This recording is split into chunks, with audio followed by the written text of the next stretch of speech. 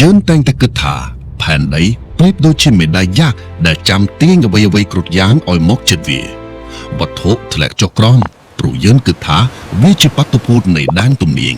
ប៉ុន្តែតើអ្នកធ្លាប់ឆ្ងល់ទេតើកម្លាំងដ៏អាចកំបាំងនោះដំណើរការដោយរបៀបណាតើវាមានអ្វីមួយយ៉ាងដែលយើងមើលមិនឃើញចាំទាញយើងឲ្យធ្លាក់ចុះមែនទេឬមួយក៏ការពិតដែលថាផែនដីជាអ្នកទាញអ្វីៗឲ្យផ្ទុបជាប់នឹងវាសំណួរនេះគឺបានលាក់អាចកំបាំងនៃចក្រវាលរាប់ពាន់ឆ្នាំមកហើយថ្ងៃនេះ Channel អាចកំបាំងនៃសកលលោកនឹងបកស្រាយអភូតហេតុទាំងនោះឲ្យអ្នកទាំងអស់គ្នាបានយល់មុននឹងយើងយល់ពីការពិតនេះយើងត្រូវស្គាល់បុរសម្នាក់ដែលបានបំបែកកូដដំបូងគេបង្អស់នៃចក្រវាលនេះសិននោះគឺលោក Isaac Newton នៅឆ្នាំ 1967 Newton បានបង្កើតច្បាប់ទំនាញសកល F ស្មើនឹង G គុណនឹង M1 គុណនឹង M2 ចែកនឹង A ការ៉េដោយបង្ហាញថាគ្រប់វត្ថុដែលមានម៉ាស់សុទ្ធតែទាញឈ្នាទៅវិញទៅមកផែនដីទាញព្រះច័ន្ទព្រះអាទិត្យទាញផែនដីគ្រប់យ៉ាងមើលទៅហាក់ដូចល្អឥតខ្ចោះប៉ុន្តែមានសំណួរមួយដែលញូតុនខ្លួនឯងក៏ឆ្លើយមិនរួចដែរថាតើព្រះអាទិត្យអាចទាញផែនដីពីចម្ងាយ150លានគីឡូម៉ែត្របានដោយរបៀបណាបើចន្លោះនោះគឺជាលំហទទេស្អាតញូតុនបានត្រឹមតែហៅវាថាជាសកម្មភាពពីចម្ងាយដែលស្ដាប់ទៅមិនខុសពីអ្វីដែលគាត់ហៅថាដែនទំនាញនោះទេ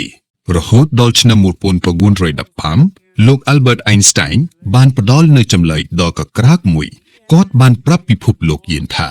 លំហអវកាសមិនមែនជាកន្លែងទទេស្អាតនោះទេវាគឺប្រៀបប្រដូចទៅនឹងសាច់ក្រណាត់ដ៏តឹងមួយ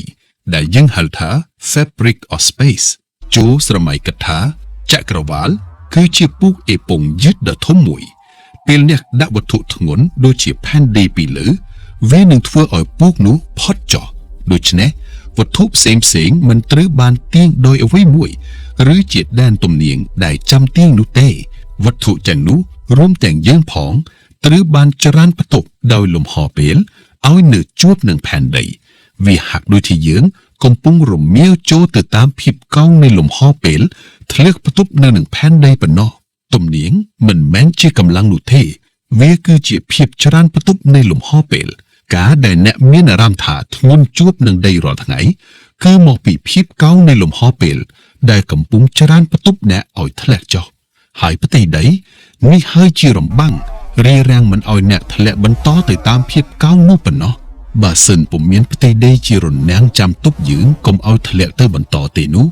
មេសំយើងនឹងធ្លាក់ជារៀងរហូតទៅតាមភាពកោងដក់នៃលំហពេលនោះជាមិនខានដូចជាប្រហោងខ្មៅដែលមានម៉ាក់មហិមា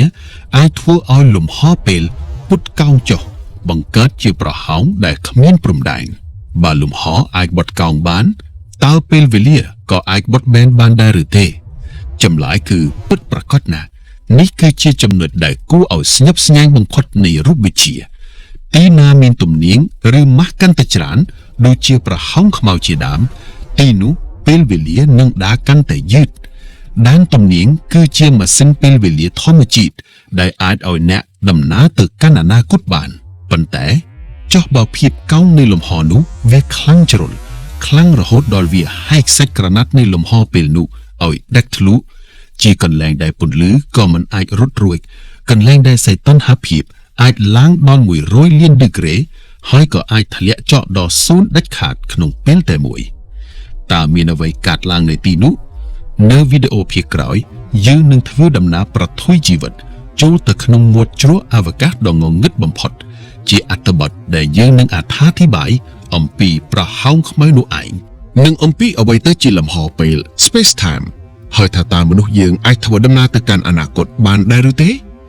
សូមជួយចុច Subscribe